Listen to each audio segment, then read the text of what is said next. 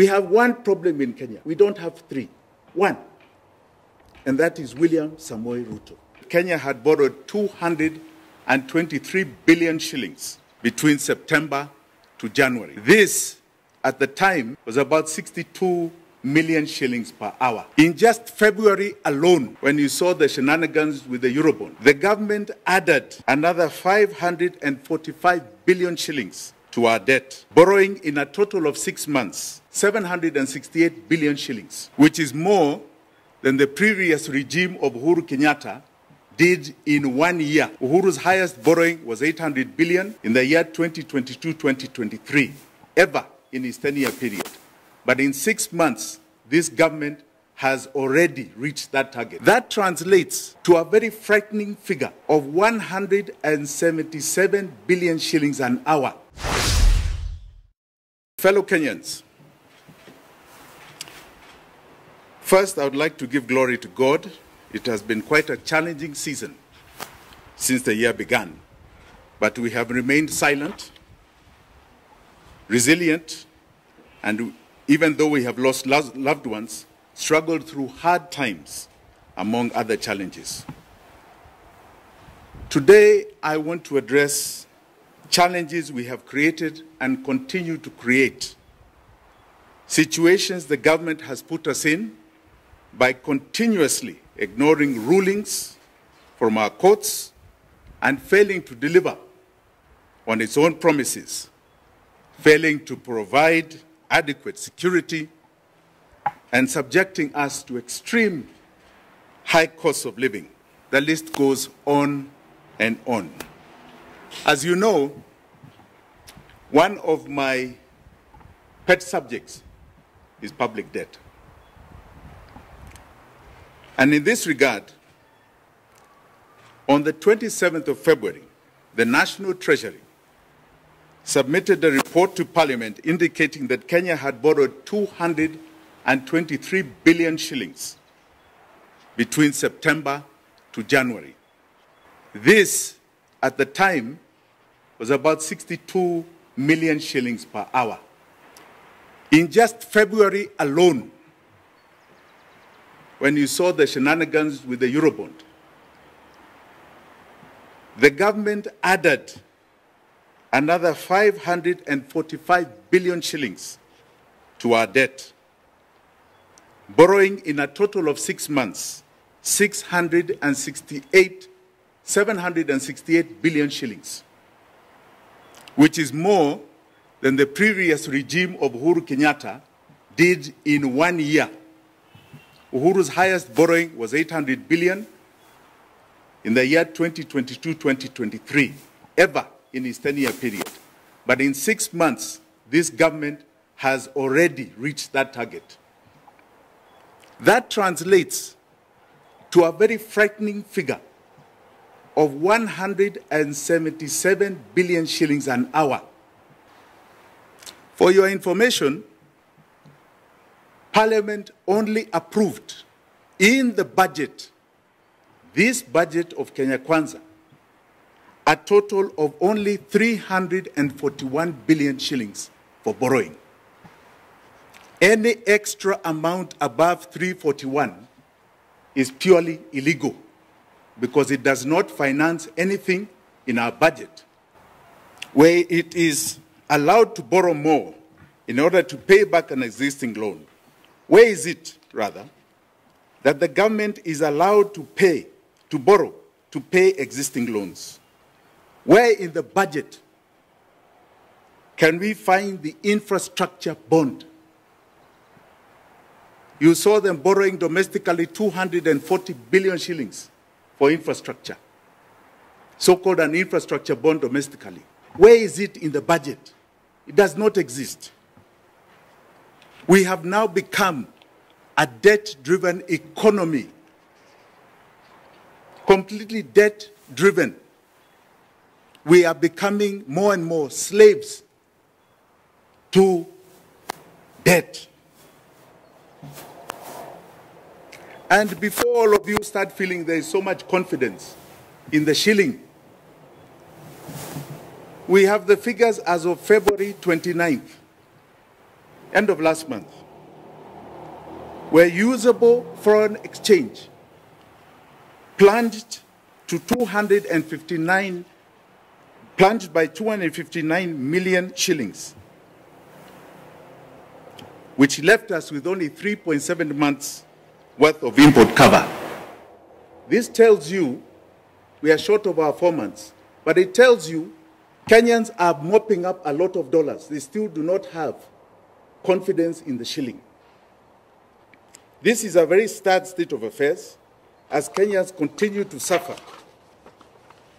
And as they suffer, the conversation has shifted from our issues to issues about power, politics, positions, jobs. Last week, all of you in the media went to focus on the AU. AU, we have issues here in Kenya. A few weeks ago, my very good friend, Raila Amolo Odinga, expressed his desire for the AU chairmanship. And honestly, I believe he is the best man for the job. He will do this country proud and this continent proud. What I don't understand, however, is that since his declaration, the people's agenda, which we were made to believe is his coalition was championing, has been put on hold and he is now the focus. The Azimio coalition is dredging the political landscape and pulling out people who are part of Kenya's problems and presenting them as solutions. As the ruling Kenya Kwanza coalition is busy scheming on how to take credit for Mr. Odinga's candidacy. My friend Kalonzo Musyoka has hit the road positioning himself to take over leadership. And it is my view, and I don't think I'm alone, that Kalonzo Musyoka is best following the path of Raila Amolo Odinga. He has been in elective politics for 40 years. He's part of the old order. He's got no change agenda. He should really be retiring and looking for different leadership in his Wiper party to come up to the national stage. It's a time to hand over to new people, fresh people, younger people. And just as this is all happening, people are focusing on positions. Kenyans are still struggling for a basic meal and school fees. The so-called bottom-up model has become a bottom-down model. In this day and time, we are losing our own people to banditry. 53 lives just the other day. I've seen in Kisii today, more skirmishes. And yet, we have a president that is taking our police force to a war zone. That thing is not called peacekeeping. It is called war zone. They are going to fight a war. Police are not meant to fight wars. That is for the military. And I want to suggest to my good friend William Ruto, since he doesn't seem to understand the danger you're putting our own people, our own police force in. I saw the Prime Minister of Haiti coming here the other day. In reciprocation, he should go and visit Haiti to go and see where he's taking our police officers and come and tell us the state of affairs in that country before he sends our people there. Leadership is the backbone of any institution. In Kenya, cunning leadership is our biggest problem, led by the president himself. He has been using all his cunning talents to dress up the crooked policies that have failed our country. Don't forget, that he is the author of the same horrible policies of the past regime. He continually breaks law, as was evident with the unconstitutional housing levy. We have one problem in Kenya. We don't have three. One. And that is William Ruto. His status quo, his continuity, or worse, of the problems that have gotten us where we are, and he offers no hope or no change for Kenyans. Fellow Kenyans, I understand and share in your pain. We have got a lot of challenges in our great country, but equally, I want you to have confidence in who we are as a people.